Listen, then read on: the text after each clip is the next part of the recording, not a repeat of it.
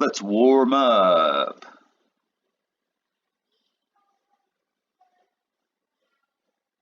We want to expand and simplify the following expressions. Now, there's a really common mistake here in this one. I think students are forgetting bedmass. It's not 4 minus 3. Although you see that first, it's actually minus 3 times this, and multiplication comes before addition, subtraction. So we've got to distribute that in first. So 4 minus 3x minus 3. And now you can do 4 minus 3 is 1 minus 3x. Now this one squared, don't square the individual terms. Most common mistake here, x minus 2 all squared means x minus 2 times x minus 2. And then we need to distribute these in. So x squared minus 2x minus 2x again plus 4. Collect up like terms. X squared minus 4x plus 4. And last one, distribute this one in 3x times 3x is 9x squared minus 6x plus 6x minus 4. And the middle terms will cancel out, so 9x squared minus 4. 5.2 is multiplying radicals. In order to be able to multiply radicals, the index of the radical needs to be the same, but the coefficients and the radicands can be different.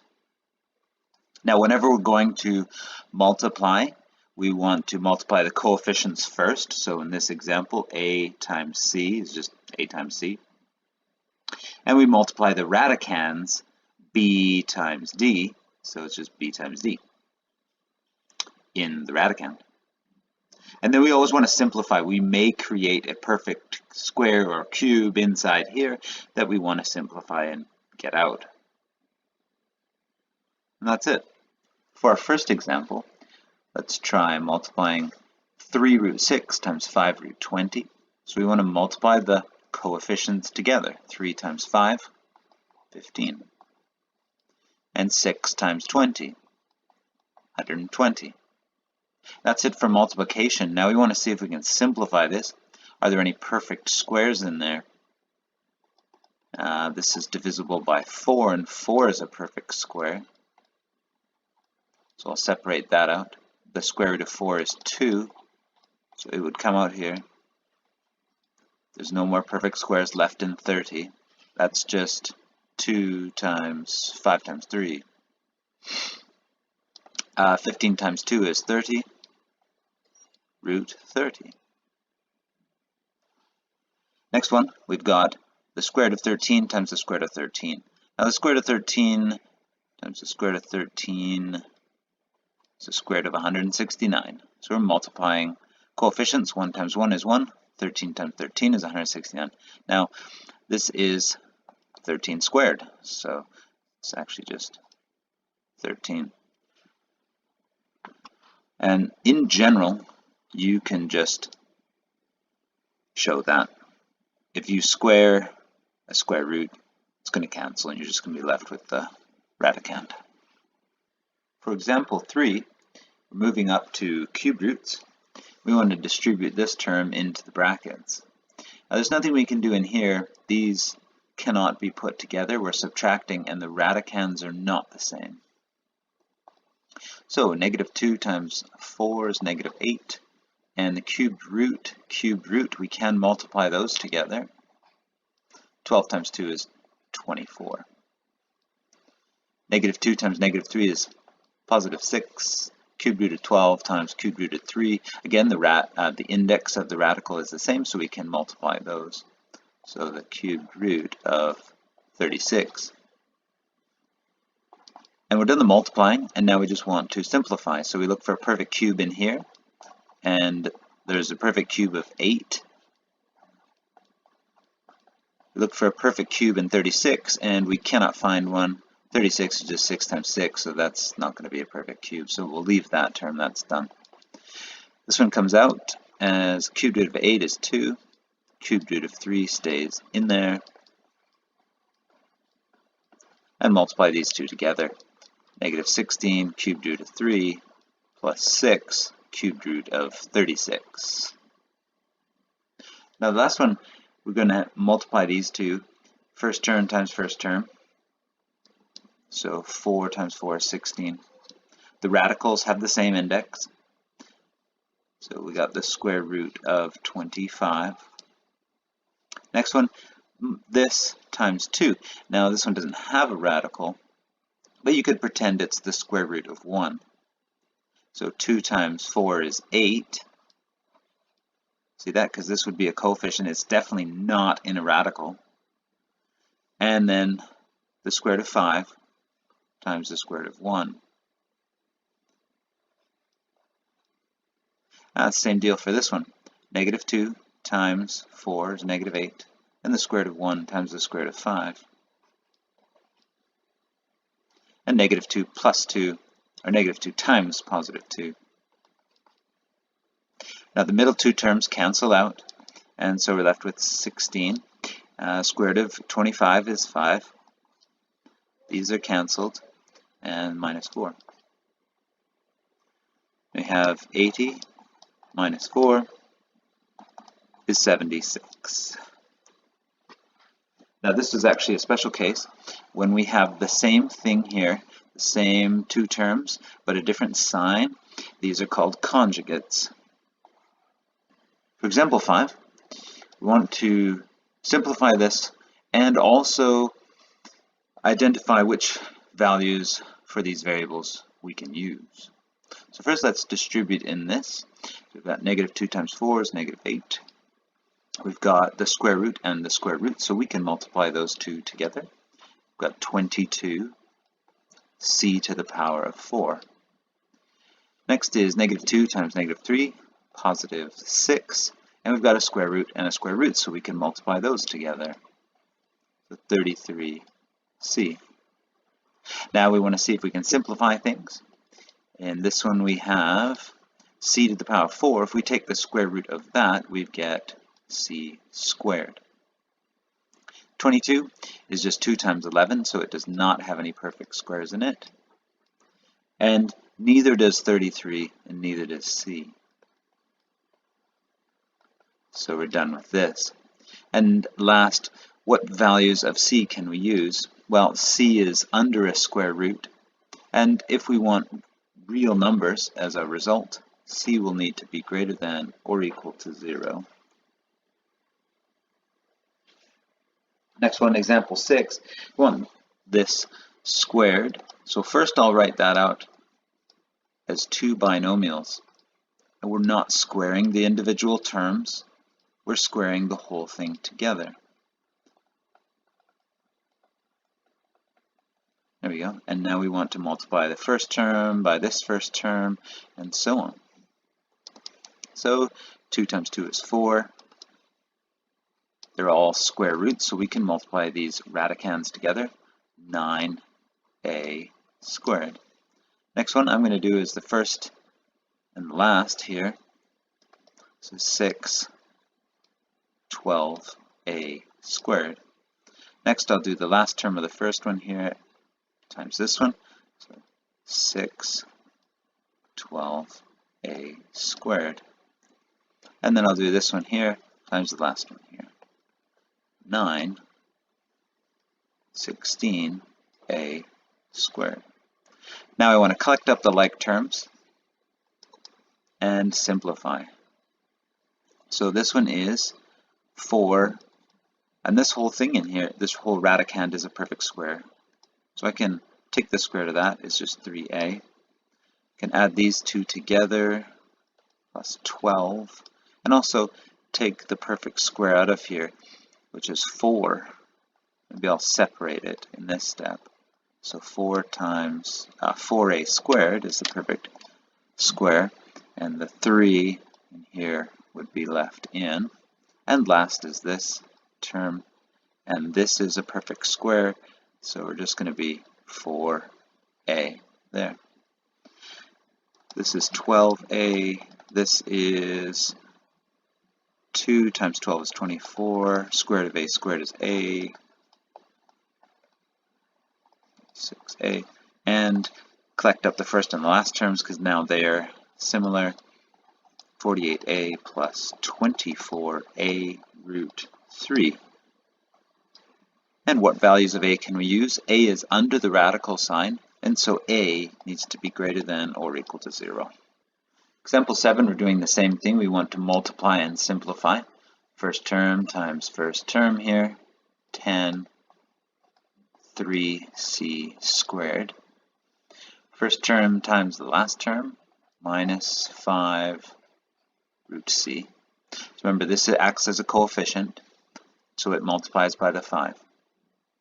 Next is this last term times this first term, so 2 times 2 is 4, and root 3c, because this one you can just imagine that it has a root 1. And last times last, minus 2. Now we're looking to simplify and collect up like terms. So this one has a c squared, that's perfect, so we can take the square root of c squared and get c. What's left inside is root 3 minus 5 root c, nothing to do there. Neither of these are perfect squares, so they're also stuck in there. And when we check all our radicands, this one's 3, this one's c, and this one's 3c, none of them are the same, so we cannot add or subtract any of these terms together. So this is actually our final answer. And what values of c can we use? Well, c is under a square root sign, so if we want real numbers, then c needs to be greater than or equal to 0. Let's look at example 8. Again, we don't want to subtract these two terms first. Multiplication comes before subtraction, so we need to multiply this into the brackets. We can't do anything in the brackets because this radicand is different than this radicand. So first I'm going to leave this term alone, 4x cube root 54. Multiply this one in, minus 2 cubed root. Since they have a cubed root, we can multiply these two together and combine them. So 54x cubed, and minus 2 times minus 5, positive 10 cubed root. Again, we can multiply these together and combine them because they're both cubed root. Cubed root. 3 times 6 is 18. X times x cubed is x to the power 4, and y to the power 4. Let's simplify all these terms. So in 54, we're looking for a perfect cube. That would be 27. So I'll separate that. 27 times 2. Next one. Perfect cubes in there. Well, x cubed is a perfect cube. And we've got 54 again, so that's going to be 27x cubed, and the 2 left in there. And last term, looking for a perfect cube, and we can't find it in 18. But we do have x cubed is a perfect cube, and y cubed is a perfect cube, and then we'd have 18xy left in here. Alright, so the cubed root of 27 is 3. 3 times 4 is 12. Cubed root of 2. We have cubed root of 27 is 3. 3 times 2 is 6. Cubed root of x cubed is just x. And cubed root of 2 is left inside, and then 10 cubed root of x cubed is x, cubed root of y cubed is y, and the 18xy stays inside, and 12x cubed root of 2 minus 6x cubed root of 2, we can combine those to get 6x cubed root of 2, and this term is stays how it is. And that looks good for our multiplication and simplification. And now we want our restrictions on the variables. And we look up here and we see that it's cubed root. And so the cubed root can handle negative numbers without a problem. And so both our x and our y's can be any real number. Okay, let's add an example here. What happens if we have a different index? So we had the square root of 2. Let's do 3 square root of 2. And we're going to multiply by the cubed root of 6. Okay, so we want to multiply these all together, but they're just not going to be able to be combined together. So, let's say this one had a coefficient of 2. Okay, so coefficients can always be multiplied, so 3 times 2 is 6. And then we have the square root and the cubed root, and they cannot be multiplied together, as in they can't be combined together. But we could multiply them like in a calculator and get a value, but we just can't combine them. Sorry, and I keep saying they can't be multiplied, but what I mean is they can't be combined. So that would be how our final answer would look. Can't combine them together. Example 9, we have an isosceles triangle with base of root 20. And each of the equal sides is 3 root 7. Now we want to determine the exact area of the triangle. So exact means no rounding any values. We'll probably have radicals in our answer. We have an equation for the area of a triangle, 1/2 base times height. And we look at the information we have the base, but we don't have the height. So let's go find the height. That would be this here. We want that height. Now once we draw that in, we see we have a right triangle, and we can use the Pythagorean Theorem to find the height. Although the whole thing is root 20, we need just half of it here. So if I simplify root 20, it could be, 20 is 4 times 5, and square root of 4 is 2, and root 5. So the whole thing is 2 root 5. Now if the whole thing's 2 root 5, then that means that each of these is root 5. Okay, so that root 5 plus root 5 is 2 root 5.